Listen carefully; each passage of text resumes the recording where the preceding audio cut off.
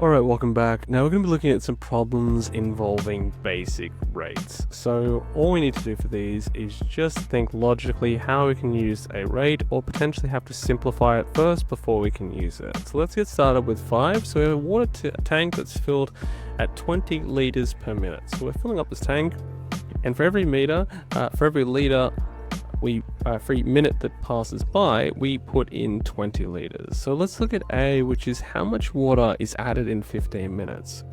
So for this one, all we need to do is multiply our rate, 20 liters per minute, multiplied by 15 minutes. Right? 20 times 15 is just going to be 300 liters.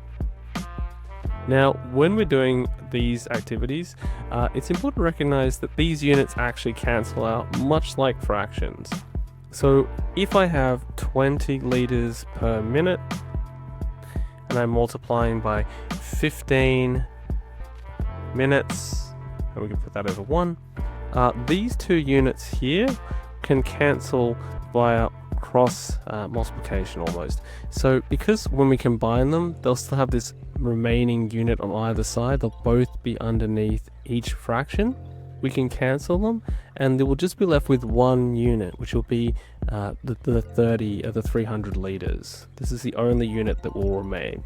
So it's important to recognize this, because sometimes people make mistakes and then they don't check what units have actually cancelled out, and oftentimes their mistake can be solved by checking this.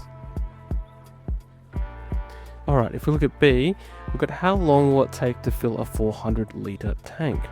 So if we take 400 litres, let's divide by the rate.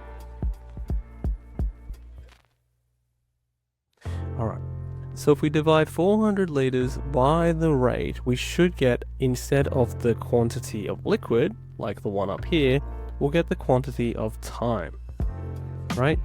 The liters will cancel and we'll just be left with minutes.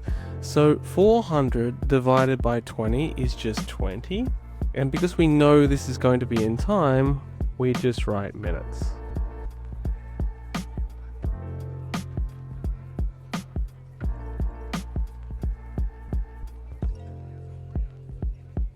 Alright, let's look at 6. So for 6, we've got a printer that is printing 300 pages in 5 minutes. So they haven't given us the simplified rate. We're going to look for it here with A. What is the printing rate in pages per minute?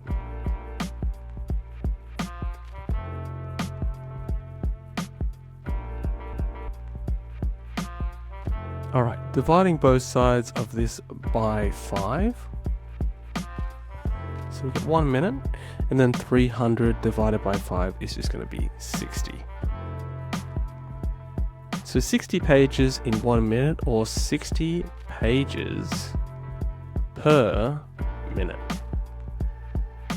For B, how many pages can it print in 30 minutes? Well, we're just going to take our rate that we found out, which is 60 pages per minute, and multiply that by our new quantity of 30 minutes, and then from there we'll be able to calculate the number of pages. So 30 multiplied by 60 is just going to be 1800 pages.